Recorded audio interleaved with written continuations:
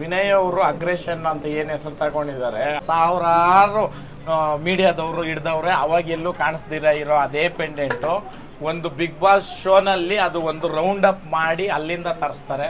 Evidently ಒಬ್ಬರನ್ನ target ಮಾಡಿ ಭಾಳ ಅಂದ್ರೆ ಭಾಳ ನೋವಣ. ಅದರಲ್ಲಿ ಹೃದಯ ಕಲ್ಲು ಮಾಡ್ಕೊಂಡಿರೋ ಮಾತ್ರ ಸಾಧ್ಯ.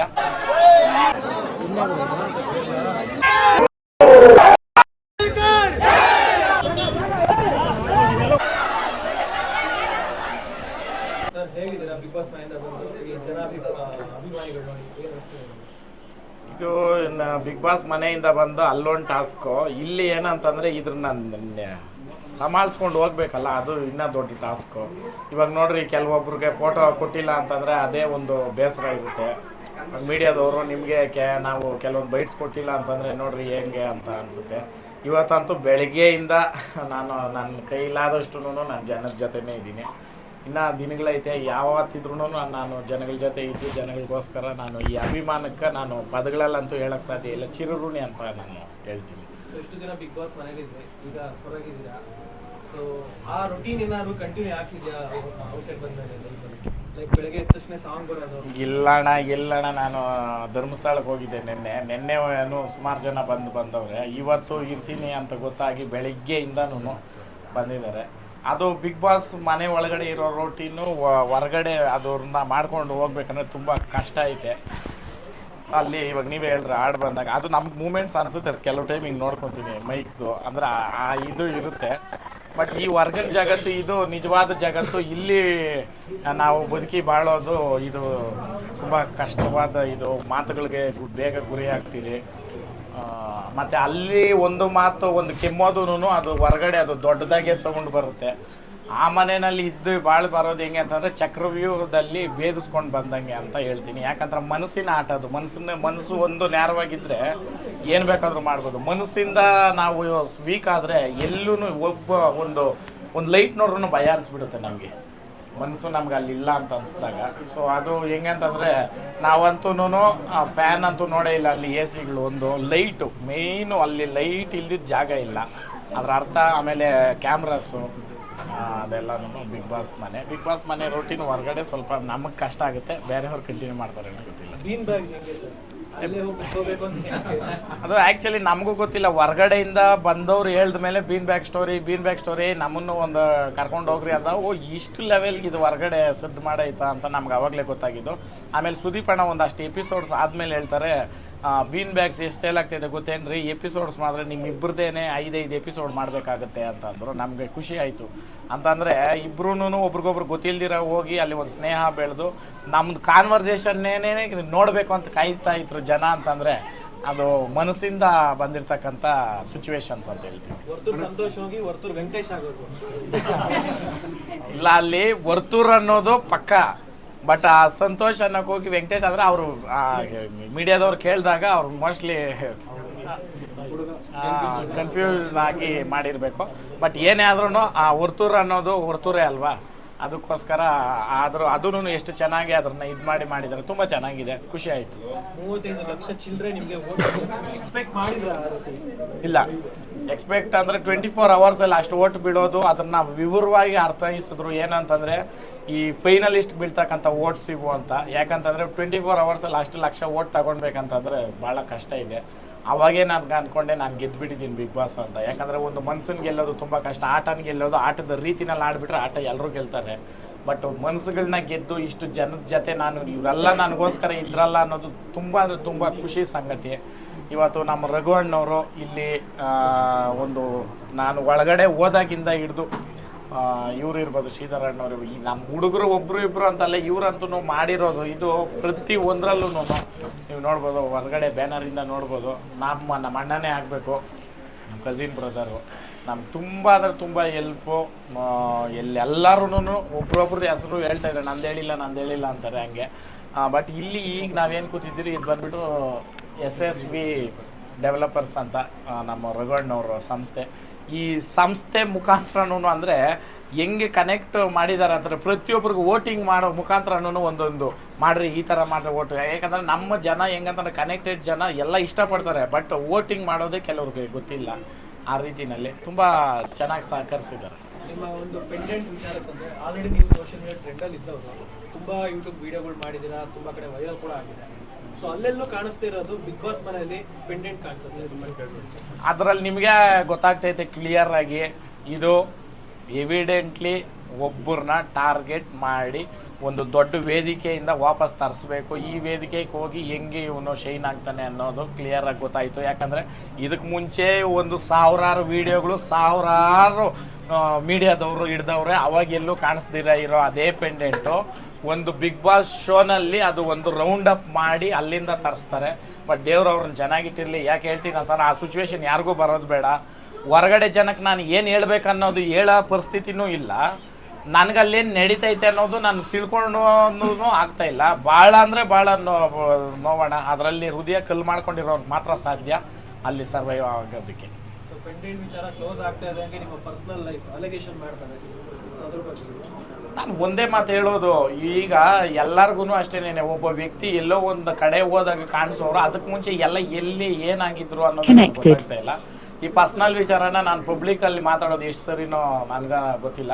ನಮ್ಮ ಹಿರೀಕರು ನಮ್ಮ ಮನೆಯಲ್ಲಿ ಏನು ಹೇಳಿದ್ದಾರೆ, ಬಿಗ್ ಬಾಸ್ಗೆ ಹೋಗಿದ್ದೆ, ಬಿಗ್ ಬಾಸ್ ಬಗ್ಗೆ ಮಾತಾಡೋ, ಹೊರಗಡೆ ನೀನು ಇಲ್ದಾಗ ಏನೇನು ನಡೆದಿದ್ರು ಅದಕ್ಕೆಲ್ಲ ನಾವು ಉತ್ತರ ಕೊಟ್ಟಿದ್ರೆ ನಾವು ಜವಾಬ್ದಾರರು ಅಂತ ಹೇಳಿದ್ದಾರೆ. ಅದೇ ರೀತಿಯಲ್ಲಿ ಇವತ್ತು ಅಷ್ಟೇ ನೋಡ್ರಿ, ನನ್ನ ಪೆಂಡೆಂಟ್ ಮುಖಾಂತರ ಹೋದಾವಾಗಲೂ ಜನ ಬಂದು ನಿಂತು ನನ್ನ ಕರ್ಕೊಂಡು ಮತ್ತೆ ಒಳಗಡೆ ಕಳಿಸಿದ್ದು. ಒಂದು ಓಟು ಅಂತ ಬಂದಾಗ ಒಂದು ಕ್ಲಿಪ್ ಹಾಕ್ತಾರೆ, ಆ ಕ್ಲಿಪ್ ಹಾಕೋದ್ರಲ್ಲೇ ಗೊತ್ತಾಗುತ್ತೆ ಹೊರ್ತೂರ್ದು ಗತ್ತಲ್ಲಿ ಎಷ್ಟು ಕಾಣಿಸ್ತೈತೆ ಅಂತ. ಪ್ರತಿ ಒಂದರಲ್ಲೂ ಅಪ್ಲೇ ನೋಡಬೇಕಾಗಿತ್ತಣ್ಣ ನೀನು. ನನಗೆ ಅಲ್ಲಿ ಒಳಗಡೆ ಅದು ನೀವು ಕಳಿಸಿದ್ದೆಲ್ಲ ಕಳಿಸಲ್ಲ, ಕಟ್ ಮಾಡಿ ಹಾಕಿರ್ತಾರೆ. ಅದರಲ್ಲಿ ಹೊರ್ತೂರ್ದೇನೆ ಅಲ್ಲಿ ಎಷ್ಟು ವೀಡಿಯೋಸ್ ಇತ್ತು, ಎಷ್ಟು ಸಪೋರ್ಟ್ ಐತೆ ಅಂತ ಅಲ್ಲೇ ಕಾಣಿಸ್ತು. ಅಲ್ಲೇ ನಾನು ಗೆದ್ದುಬಿಟ್ಟಿದ್ದೀನಿ. ಬಟ್ ಈ ಆಟದಲ್ಲಿ ಕೊನೆ ಹಂತದಲ್ಲಿ ಟಾಪ್ 6 ಅಂತ ಬಂದಾಗ ಟಾಪ್ 6 ಕಂಟೆಸ್ಟೆಂಟನ್ನು ಗೆದ್ದಿದ್ದಾರೆ. ಬಟ್ ಅಲ್ಲಿ ಒಬ್ಬರು ಕಪ್ಪು ಮತ್ತು ದುಡ್ಡು ತಗೊಂಡೋದ್ರೆ ಇನ್ನು 6 ಜನನು ಕರ್ನಾಟಕದ ಜನತೆಯ ಮನಸ್ಸು ಗೆದ್ದಿದ್ದಾರೆ. ವೋಟ್ ಮಾಡಿರ್ತಕ್ಕಂಥ ವೋಟರ್ಸ್ಗೆ ಎಲ್ಲರೂ ಸಪೋರ್ಟ್ ಮಾಡಿರೋರಿಗೆ ಗೆದ್ದಿದ್ದೀರಿ. ಮತ್ತು ಇನ್ನೊಂದೇನಂತಂದರೆ ಆ ಗೆಲುವನ್ನ ಮತ್ತು ಈ ಬಂದಿರತಕ್ಕಂಥ ಏನು ಹೆಸರಿದೆ ಇದನ್ನ ಇಲ್ಲೇ ನಿಲ್ಲಿಸೋದಲ್ಲ, ತಿರ್ಗಾ ಜನದ ಜೊತೆನೇ ಇದನ್ನು ಸರ್ವೈವ್ ಮಾಡಬೇಕು. ಯಾಕಂತಂದರೆ ನಮಗೋಸ್ಕರ ಟೈಮ್ ಕೊಟ್ಟು ಮಾಡಿರೋರು, ನಾವು ಅವ್ರಿಗೆ ಟೈಮ್ ಕೊಟ್ಟಾಗ ಮಾತ್ರ ನಮ್ಮ ವ್ಯಕ್ತಿತ್ವ ಉಳಿಯೋದು. ಅದಕ್ಕೋಸ್ಕರ ನಾನು ಯಾವಾಗಲೂ ಜನದ ಜೊತೆ ಇರೋನು. ಮಾರ್ಚಲ್ಲಿ ನ್ಯಾಷನಲ್ ಲೆವೆಲ್ ರೇಸ್ ಮಾಡ್ತಾಯಿದ್ರಿ, ದಯವಿಟ್ಟು ಎಲ್ಲರೂ ಬಂದು ಸಪೋರ್ಟ್ ಮಾಡಿರಿ. ಏನು ಓದ್ಸಲಿ ರೇಸ್ ಮಾಡಿ ಯಾರೋ ಕೆಲವರು ಹೇಳಿದ್ರು ಅಂತೆ ಕಂತೆಗಳನ್ನೆಲ್ಲ ಮೂಟೆ ಕಟ್ಟಿ ಬಿಸಾಕಬೇಕು. ಯಾಕೆ ಹೇಳ್ತೀನಿ ಅಂತಂದರೆ, ನೀನು ಕೊಟ್ಟಿದ್ರೆ ನೀನು ಪ್ರಶ್ನೆ ಮಾಡೋಕ್ಕೆ 100% ನಿನ್ಗೆ ಹಕ್ಕೈತೆ. ಇಲ್ಲ ಇವ್ರು ಯಾರಾದರೂ ಕೊಟ್ಟಿದ್ರೆ ನೀನು ನೋಡಿದರೆ ಒಂದು ವೀಡಿಯೋ ಮಾಡಿ ಇಮ್ಮಿಡಿಯೇಟ್ ಬಿಡು, ಅದಕ್ಕೂ ಒಂದು ಅರ್ಥ ಇರುತ್ತೆ. ಅಂತೆ ಕಂತೆ ಮಾಡಿದ್ರಂತೆ ಪಂತೆ ಅಂದರೆ ನಾನು ಹುಟ್ಟು ಸಾವುಕಾರನ ಅಂತ ಹೇಳಕ್ಕೆ ನನಗೆ ಹೆಮ್ಮೆ ಐತೆ. ನಾನು ಸಂಪಾದನೆ ಮಾಡಿದ್ದೇನೂ ಇಲ್ಲ, ನಮ್ಮ ಅಪ್ಪನವ್ರು ಏನೇನು ಕೋಟಿ ಆಸ್ತಿಗಳು ಸಂಪಾದನೆ ಮಾಡೋರೆ ಏನಣ್ಣ. ಆ ವಿಚಾರದಲ್ಲಿ 2 ಮಾತಿಲ್ಲ. ಗೋಲ್ಡನ್ ಸ್ಪೂನ್ ಅಂದ್ರೂ ತಪ್ಪಾಗುತ್ತೆ. ಯಾಕಂತಂದರೆ ನಾನು ಹಂಗೆ ಬೆಳೆದು ಬಂದವನು, ನನಗೆ ಕಷ್ಟ ಅಂತ ಗೊತ್ತಿಲ್ಲ. ಬಟ್ ಅದನ್ನು ಒಂದು ಲೆವೆಲಿಂದ ಒಂದು ಲೆವೆಲ್ಗೆ ತಗೊಂಡೋಗೋದ್ರಲ್ಲಿ ನಾನು ತಲೆ ಉಪಯೋಗಿಸಿದ್ದೀನಿ. ಬಿಟ್ಟರೆ ನಮ್ಮ ಇದು ಏನು ಕುಟುಂಬ ಅಂತ ಬಂದವಾಗ ಇಡೀ ಊರಲ್ಲಿ ಕೇಳಿಕೊಂಡು ಬೇಕಾಗಿದ್ದರೆ ಏನಾದರೂ ಸ್ಟೇಟ್ಮೆಂಟ್ಗಳು ಕೊಡಲಿ. ಅವರು ವ್ಯಕ್ತಿತ್ವ ತೋರಿಸುತ್ತೆ. ಅವರು ಎಷ್ಟು ಎವಿಡೆಂಟಾಗಿ ಒಬ್ಬ ವ್ಯಕ್ತಿನ ಇವನ ಕೆಟ್ಟದು ಇವನು ತಪ್ಪು ಅಂತ ತೋರಿಸೋದಕ್ಕೋಸ್ಕರ ಅವ್ರ ವ್ಯಕ್ತಿತ್ವ ತೋರಿಸ್ತಾ ಇದೆ ಅಂತ ನಾನು ಹೇಳ್ತೀನಿ. ಯಾರ ಹೆಸರು ನಾನು ವೇದಿಕೆಗಳಲ್ಲಿ ಹೇಳಲ್ಲ. ಅದು ನಾನು ಆಲ್ರೆಡಿ ಬಿಗ್ ಬಾಸ್ ಒಳಗೆಯಿಂದನೇ ನಾನು ಯೋಚನೆ ಮಾಡ್ಕೊಂಡು ಬಂದೆ. ಯಾಕಂತಂದ್ರೆ ಅಂಥ ಕ್ರಿಮಿಗಳು ಹೆಸರುಗಳು ಹೇಳಿದ್ರೆ ಅವುಗಳಿಗೆ ಒಂದು ಲೀಡ್ ಸಿಗ್ತೈತೆ. ನಮ್ಮ ಹೆಸರು ಇಂಥ ಒಂದು ವೇದಿಕೆನಲ್ಲೂ ಯೂಸ್ ಮಾಡ್ತಾವ್ರೆ ಅಂತ ನಾನು ಅದನ್ನು ಬಳಸಲ್ಲ. ಯಾಕಂತಂದರೆ ಅಂಥ ಅವ್ರ ಹೆಸರು ತಗೊಂಡ್ರೆ ನಾನು ಗಂಜಲದಲ್ಲಿ ಶುದ್ಧ ಮಾಡ್ಕೊಬೇಕಾಗುತ್ತೆ ಬಾಯಿನ. ಆದರೂ ಕೂಡ ಅರ್ಹರಲ್ಲ. ಅದು ಆ ಕಾರಣಕ್ಕೆ ನಾನು ಆ ವಿಚಾರಕ್ಕೆ ನಾನು ಏನು ಹೇಳ್ತೀನಿ ಅಂದರೆ, ಕಾಲೇ ತಸ್ಮೇ ನಮಃ ಅಂತ ಹೇಳ್ತೀನಿ. ಕಾಲಕ್ಕೆ ಏನು ಕೊಡಬೇಕೋ ಭಗವಂತನ ಕೊಡ್ತಾವನೆ. ಆಲ್ರೆಡಿ ಕೆಲವ್ರಿಗೆ ಸಿಕ್ಕೈತೆ ಪ್ರತಿಫಲಗಳು. ಇದೇ ಒಂದು ಏನು ಹುಲಿ ಉಗುರ್ದೇನೆ ನಿಮಗೆ ಗೊತ್ತಿರ್ಬೋದು ಅದ್ರ ಆನ್ಸರ್ ಹೆಂಗೆ ಬಂತು ಅಂತ ಅಂದ್ಬಿಟ್ಟು. ಭಗವಂತ ಅನ್ನೋನಿಲ್ಲ, ಜನ ಅನ್ನೋರಿಲ್ಲ, ಅವರೇ ಕೊಟ್ಟರು ಎಲ್ಲ ಉತ್ತರ. ಆ ಉತ್ತರದ ಎಲ್ರಿಗೂ ಫೈನಲ್ ಎಂಡ್ ಅಂತ ಆಗೋಯ್ತು. ಇನ್ನು ಮುಂದೆ ಈ ಥರ ವಿಚಾರಗಳ ಬಗ್ಗೆ ಎತ್ಕೊಂಡು ಮಾತಾಡೋದಕ್ಕೂ ಅದಕ್ಕೆ ಅವಕಾಶನೇ ಇಲ್ಲ. ಆ ರೀತಿ ಗೌರ್ಮೆಂಟೇ ಒಂದು ನಿರ್ಧಾರಕ್ಕೆ ಬರುತ್ತೆ ಅಂದರೆ ಅದರಲ್ಲಿ ತಿಳ್ಕೊಳ್ಬೇಕು ಒಬ್ಬ ವ್ಯಕ್ತಿ ಬೆಲೆ ಏನು, ಜನ ಈ ನಿಂತರೆ ಏನು ಬೇಕಾದರೂ ಮಾಡೋದು ಅನ್ನೋದಕ್ಕೆ ನಾನೇ ಕಾರಣ ಅಂತ ಹೇಳ್ತೀನಿ. ಜನನೇ ಇವತ್ತು ಹೊರತೂರು ಸಂತೋಷನ ಇಲ್ಲಿವರೆಗೂ ಕರ್ಕೊಂಡ್ಬಂದು ಇಲ್ಲಿ ನಿಲ್ಲಿಸಿದ್ರು. ಏನಣ್ಣ ಅಣ್ಣ, ಇನ್ನೊಂದು ವಿನಯ್ ಅವ್ರು ಹೇಳಿದ್ದಾರೆ, ಸ್ನೇಹಿತ ಅಂತ ಪಡ್ಕೊಂಡ್ರೆ ಲೈಫ್ ಟೈಮ್ ಸ್ನೇಹಿತ ಹೊರತು ಸಂತೋಷ ಆಗಬೇಕು ಅಂತ ಹೇಳಿದ್ದಾರೆ.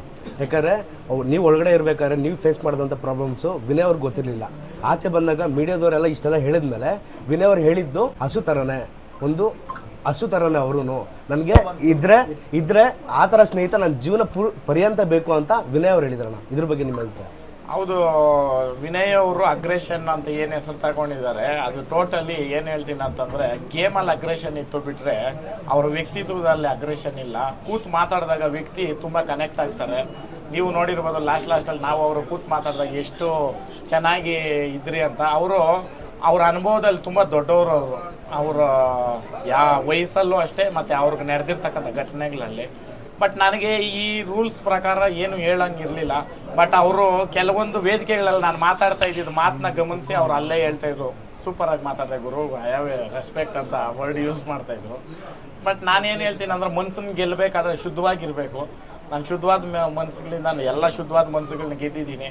ನಾನು ಯಾವತ್ತೂ ಸ್ವಾಗತ, ವಿನಯ್ ಅವ್ರ ಫ್ರೆಂಡ್ಶಿಪ್ಪು ಯಾವತ್ತೂ ನಾನು ಸ್ವಾಗತ ಮಾಡ್ತೀನಿ.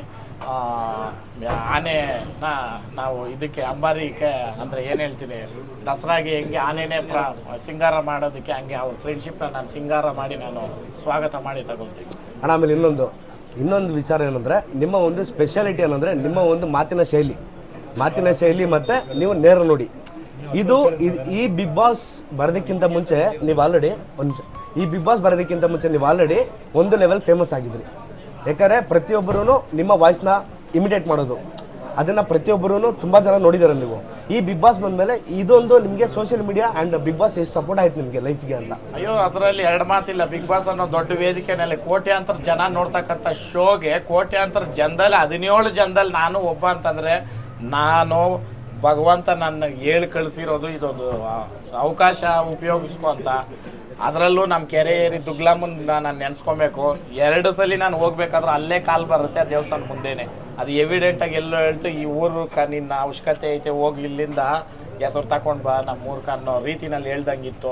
ಅದಕ್ಕೆ ನಾನು ಯಾವತ್ತೂ ಋಣಿಯಾಗಿರ್ತೀನಿ. ಈ ಅವಕಾಶನ ಯಾರೇ ಆಗಲಿ ಬಿಗ್ ಬಾಸ್ಗೆ ನಿಮಗೆ ಯಾರಿಗಾದ್ರೂ ಜೀವನದಲ್ಲಿ ಸಿಕ್ಕಿದ್ರೆ ದಯವಿಟ್ಟು ಹೋಗ್ರಿ. ಬಟ್ ನಿಮ್ಮ ತನದಿಂದ ಇದ್ದು ಬಂದರೆ ನೀವು ಯಾವತ್ತೂ ಮನಸ್ಸಲ್ಲಿ ಉಳ್ಕೊತೀರ. ಆಟಕ್ಕೋಸ್ಕರ ಏನೋ ಒಂದು ಆಡಿ ಹೇಳ್ಬೇಕು ಅಂದಾಗ ಏನೋ ಒಂದು ಜಗಳ ಮಾಡಿ ಮಾತಾಡಬೇಕು ಅಂತ ಏನೋ ಒಂದು ಮಾತಾಡಿದವಾಗ ನಮ್ಮ ವ್ಯಕ್ತಿತ್ವ ಅಲ್ಲಿ ಕಾಣಿಸಲ್ಲ. ಅದು ವ್ಯಕ್ತಿತ್ವದ ಆಟ ಅದು ಬಿಗ್ ಬಾಸ್ ಅಂದರೆ. ಆಮೇಲೆ ಒಂದು ಹೆಣ್ಣಿಗೆ ನೀವು ಕೊಡೋ ಬೆಲೆ ಬೇರೆ.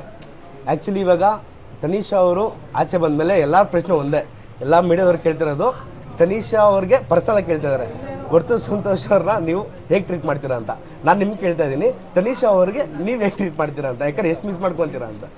ಫ್ರೆಂಡ್ನ ಆಸ್ ಎ ಫ್ರೆಂಡು ಒಂದು ಕಂಟೆಸ್ಟೆಂಟಾಗಿ ಒಳಗಡೆ ಇದ್ದರೆ ಫ್ರೆಂಡ್ನ ಮಿಸ್ ಮಾಡ್ತೀನಿ. ನೆನ್ನೆ ನಾನು ಫೋನ್ ಮಾಡಿದ್ದಕ್ಕೆ ತುಂಬ ಖುಷಿಯಿಂದ ಅವರು, ಹೊರತು ನೀನು ಫೋನ್ ಮಾಡ್ದ ಅಂದರೆ ಎಲ್ಲರೂ ಫೋನ್ ಮಾಡವ್ರೆ, ಅವ್ರಿಗೆ ಅಷ್ಟು ಇದೇ ಆಗಿಲ್ಲ. ಹೊರತು ಫೋನ್ ಮಾಡಿದಾಗ ಕಾಯ್ತಾ ಇದ್ದೆ ಅಂತ ಒಂದು ಸ್ಟೇಟ್ಮೆಂಟ್ ಕೊಟ್ಟಲು. ಅದು ಒಂದು ಪ್ಯೂರ್ ಫ್ರೆಂಡ್ಶಿಪ್ಪು, ಅದು ಬಿಟ್ಟರೆ ಬೇರೆ ಏನೂ ಇಲ್ಲ. ನೀರು ಹೆಚ್ಚಿದಾಗಲಿ ಗಿಲ್ಟ್ ಫೀಲ್ ಆಗುತ್ತೆ, ಯಾವ ಥರ ಫೀಲ್ ಆಗ್ತದೆ? ಇಲ್ಲ, ನಾನು ಆ ವಿಚಾರ ಅಂತ ಬಂದವಾಗ ಅದು ಗೇಮ್ ಆಗೇ ಇತ್ತು. ಅದರ ವಿಚಾರವಾಗಿ ಇಲ್ಲಿ ನಾನು ಯಾಕೂ ಇದು ಮಾಡಲ್ಲ, ಯಾರನ್ನೂ ಕಟ್ಟಾಕಿರಲಿಲ್ಲ. ಅಲ್ಲಿ ಒಂದು ನಾನು ಆಡಿದ್ದೀನಿ ಆ ಗೇಮು. ನಾನು ನೀರು ತಗೊಂಡಿದ್ದಕ್ಕೇನೆ ನಾನು ಆಪೋಸಿಟ್ ವ್ಯಕ್ತಿಗೆ ನೀರು ಹೊಡಿಯೋಕ್ಕೆ ಹೋಗಿದ್ದು. ಸೊ ಅದು ಅಲ್ಲಿಗೆ ನಡೀತು. ಅಲ್ಲೇ ನಾವು ಈ ಟಾಸ್ಕ್ ಬೇಡವಾಗಿತ್ತು ಅಂತ ಅನಿಸಿದ್ದು ನಿಜನೇ. ಅದು ಆಟಕ್ಕೋಸ್ಕರ ನೋಡ್ರಿ, ಒಬ್ರು ಚಿವುಟೋದು ಯಾರಿಗೂ ಕಾಣಿಸಲ್ಲ, ಹೊಡೆದಿರೋದು ಮಾತ್ರ ಕಾಣಿಸಿರುತ್ತೆ. ಅದು ಚಿವುಟಿದ್ದ ಆದಮೇಲೆ ಹೊಡೆದಿರೋದು ಅಂದರೆ ಫಸ್ಟು ಬರ್ತಕ್ಕಂಥ ಏನು ಇರುತ್ತೆ ಅದಾದಮೇಲೆ ಏನು ಬೇಕಾದ್ರೂ ಬರ್ಬೋದು ಆಪೋಸಿಟ್ ರಿಯಾಕ್ಷನ್. ಬಟ್ ಫಸ್ಟ್ ಚಿವುಟಿದ್ದಕ್ಕೆ ಆಮೇಲೆ ಬಂದಿದ್ದ ರಿಯಾಕ್ಷನ್ ಅದು ಹೊಡೆತ ಅಂತ ಹೇಳಕ್ಕೆ ಇಷ್ಟ.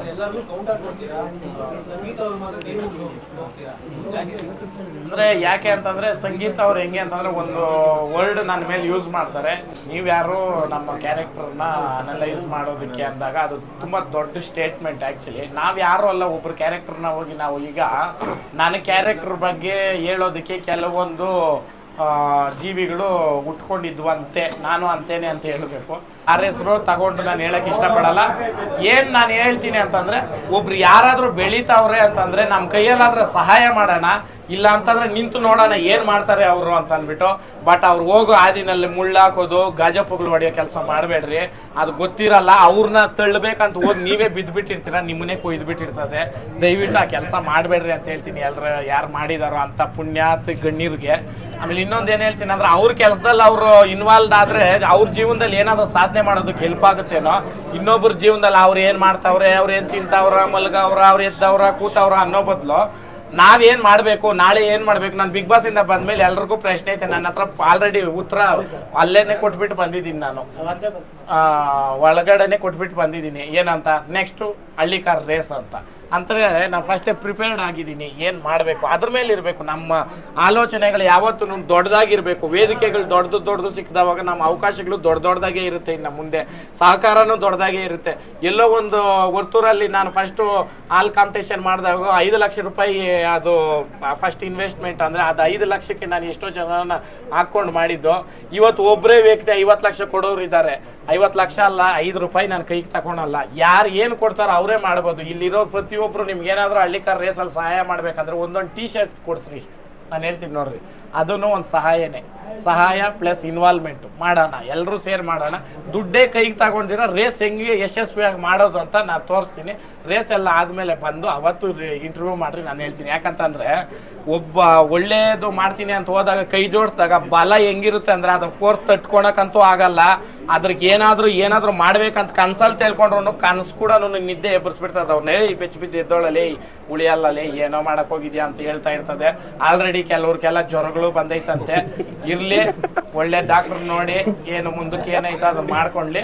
ಬಟ್ ಏನು ಹೇಳ್ತೀನಿ ಅಂತಂದರೆ, ಈ ಏನು ಹಳ್ಳಿ ಕಾರ್ ಅನ್ನೋ ಸೇವೆ ನಡೀತಾ ಐತೆ, ಇದೆಲ್ಲರೂ ಜನರು ಕೊಡ್ತಕ್ಕಂಥ ಅಭಿಮಾನ ಪ್ರೀತಿಯಿಂದ ನಡೀತಾ ಇರ್ತಕ್ಕಂಥ ಮೆರವಣಿಗೆ ಜಾತ್ರೆನಲ್ಲಿ ಒಬ್ಬ ಪ್ರೇಕ್ಷಕಾಗಿ ಬಂದು ನೋಡ್ಬಿಟ್ಟು ಹೋಗ್ಬೋದು. ಬಿಟ್ರೆ ಒಬ್ಬ ಕಲ್ಪ್ರೀಟಾಗಿ ಬಂದು ಏನೋ ಮಾಡಕ್ಕೆ ಹೋದ್ರೆ ಆ ಜಾತ್ರೆನಲ್ಲಿ ಬಾಳೆಹಣ್ಣು ತುಳ್ದು ಪಚಡಿ ಆಗ್ತದಲ್ಲ, ಅದೇ ಆಗೋದು. ಅದು ಏನು ಕೇಳ್ತಾ ಇದ್ದೀನಿ ಅಂತಂದ್ರೆ, ಬಸವಣ್ಣ ಸೇವೆ ಅಂತ ಬಂದವಾಗ ಬಸವಣ್ಣ ಸೇವೆ ಗೌರವಿಸಿದ್ರೆ ಅದಕ್ಕೆ ಅದ್ರಲ್ಲಿ ಸಿಗ್ತಕ್ಕಂಥ ಫಲಾನುಫಲದಲ್ಲಿ ಯಾವುದೋ ಒಂದು ಸ್ವಲ್ಪನಾದ್ರೂ ಸಿಗುತ್ತೆ. ಅದ್ರ ಕಲ್ಲು ಹಾಕಬೇಕು, ಮೊಟಕು ಮಾಡಬೇಕು ಅಂತಂದ್ರೆ ಏನೂ ಆಗಲ್ಲ. ಯಾಕಂತಂದ್ರೆ ನನಗೆ ಬಂದಿದ್ದ ಸಿಚುವೇಶನ್ ಬೇರೆ ವ್ಯಕ್ತಿಗಳಿಗೆ ಬಂದಿದ್ರು ಹೆಂಗೆ ತಗೊಳ್ತಾ ಇದ್ರು ನನಗಂತೂ ಗೊತ್ತಿಲ್ಲ. ಜನ ನಿಂತು ಇವತ್ತು ನನಗೆ ಇಷ್ಟು ಸಹಕಾರ ಮಾಡಿದ್ದಾರೆ. ಜೈ ಹಳ್ಳಿಕಾರ್ ಅಂತ ಹೇಳ್ತೀನಿ. ಬಿಗ್ ಬಾಸ್ ಅಲ್ಲಿ ಹೇಳಿದಿರಾ ಹತ್ಕೊಂಡು ನಾನು ಬಿಗ್ ಬಾಸ್ ಅಲ್ಲಿ ಇರೋದಕ್ಕಾಗಲ್ಲ ಅಂದ್ಬಿಟ್ಟು ನೀವು ಹೇಳಿದಿರಾ. ಅವತ್ತು ಸುದೀಪ್ ಅವರಾಗಿರ್ಬೋದು, ನಿಮ್ಮ ಟೀಮ್ ಮೆಂಬರ್ ಆಗಿರ್ಬೋದು, ಇಡೀ ಕರ್ನಾಟಕ ಜನತೆ ಆಗಿರ್ಬೋದು ನಿಮ್ಮನ್ನ ಉಳಿಸ್ಕೊಳ್ಳೋದಕ್ಕೋಸ್ಕರ ಪ್ರಯತ್ನ ಪಡ್ತು. ಸೊ ಅದ್ರ ಬಗ್ಗೆ ನಿಮ್ಮ ಅಭಿಪ್ರಾಯ ಏನು? ಇವತ್ತು ಬಿಗ್ ಬಾಸ್ ಅಲ್ಲಿ ನೀವು ಅದು ಗಿವ್ ಅಪ್ ಮಾಡ್ಬಿಟ್ಟಿದ್ರೆ ಇಷ್ಟೆಲ್ಲ ನಿಮ್ಗೆ ಸಿಕ್ತಿತ್ತ ಅಂತ, ಪ್ರಶಂಸೆ ಸಿಕ್ತಿತ್ತ ಅಂತ. ಇವತ್ತು ಇಲ್ಲಿ ಗಂಟೆ ಬಂದಿದ್ದೀರಲ್ವಾ, ಅವತ್ತು ನೀವು ಗಿವ್ ಅಪ್ ಮಾಡಿದ್ರೆ ಆ ಒಂದು ಸಿಚುವೇಶನ್ ಬಗ್ಗೆ ಏನು ಹೇಳ್ತೀರಣ್ಣ? ನಾನು ಏನು ಹೇಳ್ತೀನಿ ಅಂತಂದ್ರೆ, ಇವಾಗ ನಿಮಗೆ ಅಣ್ಣ ಒಂದು ಪಿನ್ನ ಎತ್ಕೊಂಡು ಚುಚ್ತೀರಿ, ಅಣ್ಣ ಚುಚ್ಚಿದವಾಗ ತಾನೇ ರಿಯಾಕ್ಷನ್ ಕೊಡ್ತೀನಿ. ಹೌದಣ್ಣ. ನನಗೆ ನೋವಾಗಿ ನಾನು ಒಳಗಡೆಯಿಂದ ಹೊರಗಡೆ ಬಂದು ಒಳಗಡೆ ಹೋಗ್ತೀನಿ. ನನಗೊಂದು ಗಿಲ್ಟ್ ಫೀಲು. ನಮ್ಮ ಜನಕ್ಕೆ ನನಗೊಂದು ಸಾರಿ ಅಟ್ಲೀಸ್ಟ್ ಒಂದು ಥ್ಯಾಂಕ್ಸ್ ಹೇಳೋಕೆ ಕೂಡ ನನಗೆ ಅವಕಾಶ ಇಲ್ಲ ಅಂತಂದವಾಗ ನಾನು ಎಲ್ಲೋ ಬಂದು ಒಳಗಡೆ ಸೇಫಾಗಿ ಇದ್ಬಿಟ್ಟಿದ್ದೀನಿ. ನನಗೆ ಹೊರಗಡೆ ತಿಳ್ಕೊಬೇಕು. ಅಲ್ಲಿ ಬಿಗ್ ಬಾಸ್ ರೂಲ್ಸ್ ಏನೋ ಹೊರಗಡೆ ಪ್ರಪಂಚದ್ದು ನಿಮ್ಗೆ ಹೇಳಲ್ಲ ಅಂತ. ನಾನು ಫೇಸ್ ಮಾಡಿರೋದು ನಾನು ಹೆಂಗೆ ವ್ಯಕ್ತಪಡಿಸೋದು? ನಮ್ಮ ತಾಯಿಯವ್ರು ಬಂದು ಹೇಳ್ತಾರೆ ನೀನು ಒಳಗಡೆ ಇರಬೇಕಂತ ಕಂದ ಎಲ್ಲರೂ ವೋಟ್ ಮಾಡ್ತಾ ಇರೋದು, ನೀನು ಯಾಕೆ ಹೊರಗಡೆ ಬರ್ತೀಯ ಅಂದವಾಗ ಅವಾಗ ನಾನು ಸ್ಪೋರ್ಟಿವ್ ಆಗಿ ತಗೊಂಡಿದ್ದು ಅವಾಗ. ಯಾಕಂತಂದ್ರೆ ನನ್ನ ಜನ ನನಗೆ ಉತ್ತರ ಕೊಡ್ತಾವ್ರೆ ಏನಂತ, ನೀನು ಒಳಗಡೆ ಇರಬೇಕು ಅಂತ. ಬಿಗ್ ಬಾಸ್ ಎಲ್ಲ ಒಂದ್ ಕಡೆ ನೀನು ಒಳಗಡೆ ಇರಬೇಕು, ನೀನು ಅವಶ್ಯಕತೆ ಐತೆ ಅಂತ ಅಂದವಾಗ ತಾನೇ ನಾನು ಸುಮ್ಮನೆ ಆಗಿದ್ದು. ನಾನು ಹೊರಗಿನ ಪ್ರಪಂಚದ ಏನು ಗೊತ್ತಿಲ್ಲ, ನನಗೆ ಏನು ಅದು ಇದೇ ಇಲ್ಲ ಅಂತ ಅಂದವಾಗ ನಾನು ಸುಮ್ಮನೆ ಇದ್ದೆ, ನಾನು ಬಾಡ್ದೆ ಅಂತ ಅಂದಿದ್ರೆ ಅದು ನನ್ನ ವ್ಯಕ್ತಿತ್ವ ಅಲ್ಲ. ಅದು ಏನೇನು ಅಲ್ಲಿ ಸಿಚುವೇಶನ್ಸ್ ಆಗೈತೆ ಆ ಸಂದರ್ಭಕ್ಕೆ ತಕ್ಕದಂಗೆ ಆಗಿರೋದು. ಅದಕ್ಕೆ ಯಾವತ್ತು ಗೌರವ ಕೊಡಬೇಕು, ಗೌರವ ಕೊಡ್ತೀನಿ. ಬಿಗ್ ಬಾಸ್ಗೂ ನಾನು ಯಾವತ್ತೂ ಋಣಿಯಾಗಿರ್ತೀನಿ. ಒಂದು ಇಂಟರ್ವ್ಯೂಲಿ ಪ್ರಥಮ ವಿಚಾರ ಹೇಳಿದ್ರು, ಪ್ರಥಮ ಅವರು ನಿಮ್ಮ ಲೈಫಲ್ಲಿ ಯಾವ ರೀತಿ ಪ್ಲೇ ಮಾಡಿದ್ರು ಅಂದರೆ ಪ್ರಥಮ್ ಅವರು ನೀವು ನೋಡ್ದಂಗೆ ಒಂದು ಬಂದು ಹಿಟ್ಲರ್ ರೀತಿನಲ್ಲಿ ಒಂದು ಸೀನ್ ಮಾಡಿಬಿಟ್ಟು ಹೋಗ್ಬಿಡ್ತಾರೆ. ಹೋಗ್ಬಿಟ್ಟು ಆದಮೇಲೆ ಅಯ್ಯಪ್ಪ ಈ ರೀತಿ ಇದ್ದಿದ್ದಕ್ಕೆ ಏನೋ ಎಲ್ಲರೂ ಭಯ ಬೀಳ್ತಾ ಇದ್ದೀವಿ ಅಂದ್ರೆ ಆ ರೀತಿ ಅವ್ರು ಇದ್ದರು. ಬಟ್ ಅದಾದಮೇಲೆ ನಾನು ಒಂದು ಸಿಚುವೇಶನಲ್ಲಿ ಬಂದಾಗ ಅವರು ವೈಯಕ್ತಿಕವಾಗಿ ನನಗೆ ಒಂದು ಹೇಳ್ತಾರೆ, ವರ್ತೂರವ್ರೆ ಈ ಕಷ್ಟಗಳು ಯಾರಿಗೆ ಬರೋದು ಅಂತಂದರೆ, ಒಂದು ಕಲ್ಲು ಶಿಲೆ ಆಗೋದಕ್ಕೆ ಕೆತ್ತನೆ ಏಟು ಬೀಳೋದು ಅದಕ್ಕೇನೇನೆ. ಯಾಕಂದರೆ ಅದು ಶಿಲೆ ಆಗಿ ಒಂದು ಸ್ಥಾನಕ್ಕೆ ಹೋಗಬೇಕು. ಚಪ್ಪಡಿ ಕಲ್ಗೆ ಒಂದೇ ಏಟು ಬೀಳೋದು ಶೀಡುತ್ತೆ, ತಗೊಂಡೋಗಿ ತುಳಿಯೋ ಹತ್ರ ಹಾಕ್ಕೊತಾರೆ. ದಯವಿಟ್ಟು ಅರ್ಥ ಮಾಡ್ಕೊಳ್ರಿ ಅಂತ ತುಂಬ ಒಂದು ಇನ್ಸ್ಪೈರಿಂಗ್ ವರ್ಡ್ಸ್ ಹೇಳ್ತಾ ನನಗೆ ಸ್ಫೂರ್ತಿ ತುಂಬಿ ನನಗೆ ಮಾತಾಡಿದರು. ನಾನು ಅದನ್ನು ವೇದಿಕೆನಲ್ಲಿ ಹಂಚ್ಕೊಳೋದು ನನ್ನ ಧರ್ಮ, ನಾನು ಹೇಳಿದ್ದೀನಿ. ಇದು ಯಾವ ಸಂದರ್ಭದಲ್ಲಿ ನಡೆದಿದೆ ಅಣ್ಣ? ಯಾವ ಸಂದರ್ಭದಲ್ಲಿ ನಡೆದಿದೆ ಅಂದರೆ ಜೈಲಿಂದ ಬರಬೇಕಾದ್ರೆ ಫೋನ್ ಮಾತಾಡಿದ್ರು? ಹೌದು, ಅವ್ರ ಟೀಮ್ ಅಲ್ಲಿಂದನೇ ಒಂದು ಫೋನ್ ಮಾಡಿ ಅದು ಅವ್ರಿಗೆ ವೈಯಕ್ತಿಕವಾಗಿ ಒಬ್ಬರ ಸಿಚುವೇಶನ್ ಅರ್ಥ ಮಾಡ್ಕೊಂಡು ಅವರು ಕೊಟ್ಟಂಥ ಒಂದು ಇದು. ಸಂತೋಷ ವಿಚಾರಕ್ಕೆ ಬಂದರೆ ಟೀಮ್ ಬ್ಯಾಕ್ ಮೇಲೆ ಎಲ್ಲರ ಬಗ್ಗೆನೂ ಮಾತಾಡಿದ್ರು, ನಿಮ್ಮ ಬಗ್ಗೆನೂ ಮಾತಾಡಿದ್ರು. ನಿಮ್ಗೆಲ್ಲೂ ಆ ಥರ ವ್ಯಕ್ತಿಯಿಂದ ಮನುಷ್ಯ ಒಂದು ನಾನು ಹೇಳ್ತೀನಿ ಕೇಳ್ರಿ, ಅಲ್ಲಿರೋದು ಮಾತಾಡೋದು ಬಿಟ್ರೆ ಇನ್ನೇನು ಮಾತಾಡೋಕೆ ಸಾಧ್ಯ? ಹೊರಗಡೆ ಅವ್ರದಂತೆ ಹೊರಗಡೆ ಇವ್ರಿದ್ದು ನಾವು ಹಂಗೆ ಮಾತಾಡ್ರೆ ನಮ್ಮನ್ನ ಒಳಗೆ ಇಟ್ಕೊತಾರ? ಹೌದು, ಸಹಜ ಧರ್ಮ. ಅವ್ರು ಒಪ್ಕೊಂಡ್ರು, ಕೆಲವರು ಒಪ್ಕೊಂಡಿಲ್ಲ. ಇವಾಗ ಎಲ್ಲರದ್ದು ಗೊತ್ತಾಗ್ತೈತಲ್ಲ. ಅಲ್ಲಿ ಏನು ನಾವಿಬ್ರು ಮಾತಾಡಿದ್ದೀರಿ, ನಾವು ಜೆನ್ಯೂನ್ ಆಗಿ ಮಾತಾಡಿ ಒಪ್ಕೊಂಡು ಸುದೀಪ್ ಅಣ್ಣ ಮುಂದೆ ಇದು ಬಂದಾಗ ಓಪನ್ ಆಗಿ ಒಪ್ಕೊಂಡು ಅಣ್ಣ ನಾವೇ ಇದು ಮಾತಾಡಿರೋದಂತ. ಬೇರೆಯವರು ಅವರೇ ಮಾತಾಡ್ಬಿಟ್ಟು ಉಲ್ಟಾ ಹಿಡ್ಕೊಂಡು ನಿಂತಿದ್ದಾಗ ಸುದೀಪ್ ಅಣ್ಣ ಹೇಳಿದ್ರು ಇದು ಇಲ್ಲಿರೋರು ಬಂದಿರೋ ಸ್ಟೇಟ್ಮೆಂಟೇ, ಬಟ್ ಒಪ್ಕೊಂತ ಇಲ್ಲ, ಹೊರ್ತದವ್ರು ಒಪ್ಕೊಂಡಂಗೆ ಯಾರು ಒಪ್ಕೊಂತ ಇಲ್ಲ ಅಂತ ಹೇಳಿದ್ರಲ್ಲ ಅವರು. ಮಾತಾಡಿದ್ದೀರಿ ನಾವೇ ಅಂತ ಅಂದವಾಗ ಒಪ್ಕೊಳ್ಳೋ ಧರ್ಮನೂ ನಮ್ಮದೇ ಆಗಿರ್ಬೇಕಲ್ಲಣ್ಣ, ಅಲ್ವಾ? ನಮಗೋಸ್ಕರ ನೀವು ಒಂದು ಡೈಲಾಗ್ ಹೇಳ್ಬೇಕು. ಕೆಲವ್ರು ಅಂತಾರೆ ಇವ್ರ ಅಪ್ಪನ ದುಡ್ಡು ಇಟ್ಕೊಂಡು ಶೋಕಿ ಮಾಡ್ತಾನೆ ಅಂತ. ಹೌದಪ್ಪ, ನಮ್ಮ ಅಪ್ಪನಿಗೆ ನಾನೇ ಹುಟ್ಟಿರೋದು. ನೀವು ಯಾರಾದರೂ ಹುಟ್ಟಿದ್ರೆ ಬಂದು ಕೇಳ್ರಿ, ನಮ್ಮ ಅಪ್ಪನ ಕೊಟ್ಟಿದ್ದೀನಿ ಅಂದರೆ ನಿಮಗೂ ಕೊಡ್ತೀನಿ ಪಾಲು. ನಮ್ಮ ಅಪ್ಪನ ನಾನು ಹುಟ್ಟಿರೋದಕ್ಕೆ ನಾನೇ ಮಾಡ್ತೀನಿ.